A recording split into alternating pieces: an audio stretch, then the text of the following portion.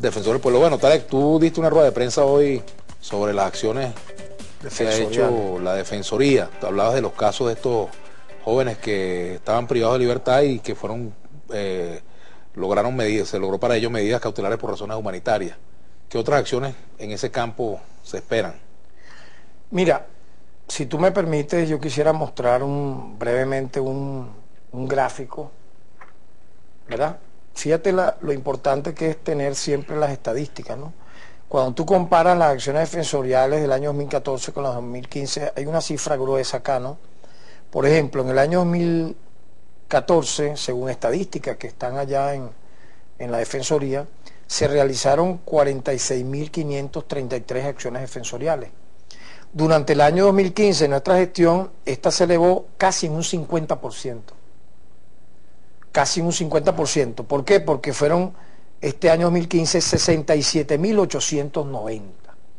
Lo que te da una cifra global de 46%. Y de esas acciones, ¿cuántas se traducen en resultados concretos? Allá voy. Fíjate, cuando tú ves eso, tú notarás que allí nosotros incluimos acciones de defensa, acciones de promoción y divulgación, acciones de vigilancia y acciones de atención.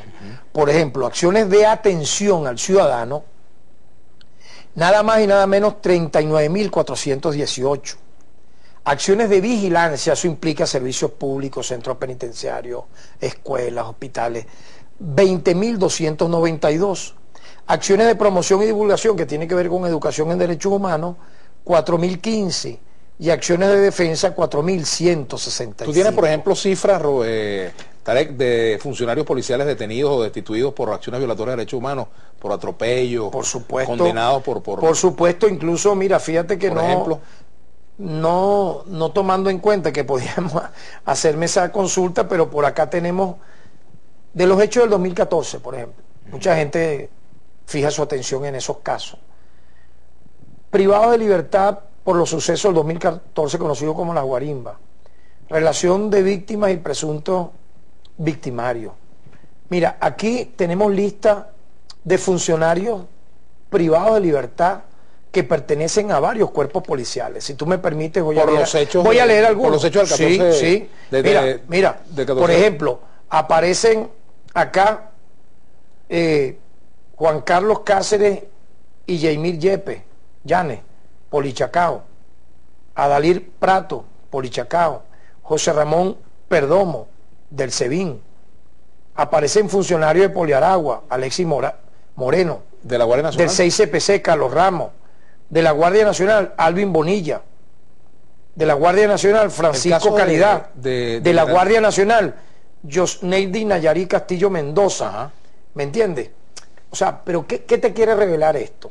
Pero también hay muchos civiles que fueron manifestantes armados, encapuchados, que mataron a guardias nacionales, porque mira, nosotros no podemos, Vladimir, y tú como activista de derechos humanos que fuiste de forma muy reciente, contemporánea, no podemos calificar de primera, segunda y tercera. Por ejemplo, yo me hago esta pregunta a toda Venezuela. Estos funcionarios de la Guardia Nacional Bolivariana, de nombre, tienen nombre, tienen apellido, tienen familiares, tienen viuda. Agner Isaac López León, Giovanni José Pantoja Hernández, John Rafael Castillo, José Guillón Araque, Miguel Antonio Parra, Ramsor Ernesto Bracho Bravo. 6 funcionarios de la Guardia Nacional fusilados con tiros en el cráneo por francotiradores durante los sucesos conocidos como las guarimbas violentas del año 2014. Ellos también tienen derechos humanos. Y ellos tienen también viudas y tienen hijos que quedaron huérfanos. Como también funcionarios policiales que fallecieron a tiros. Gladys Quereli Chacón Benítez, funcionario del SEBIN. José Cirilo Damas García, Policía Nacional Bolivariano. Jorge Steven Colina Tobar, Policía Nacional Bolivariano. De manera... ¿Tú estás de acuerdo con una ley de amnistía, sí o no? ¿Estás de acuerdo o no? Ya te voy a responder. Fíjate, pero también se habló despectivamente, cosas que de verdad uno tiene que cuidar mucho el lenguaje, Vladimir. Yo siento que como poeta, como escritor, por más errores que uno pueda cometer, los errores tienen que ser circunstanciales o leves, nunca estructurales, nunca de fondo. Por ejemplo, cuando se dijo aquel muerto de una guaya de forma tan despectiva, no señor, no se puede hablar así al país, tú no puedes darle ese mensaje, porque entonces tú estás legitimando que se coloquen guayas para que mueran personas en el uso indebido de una consigna política por derrocar un gobierno. No fue uno, fueron 5 víctimas motorizadas por guayas, por aceites, por miguelitos, donde estas personas chocaron contra barricadas y murieron. Tienen nombre y apellido y tienen deudores. ¿Quiénes son? Tienen deudos. Doris Elena Lobo Arias, Eduardo Ramón Anzola Carmona, Elvis Rafael Durán de la Rosa, Joan Alfonso Pineda Morales, José Alejandro Márquez Fagundes.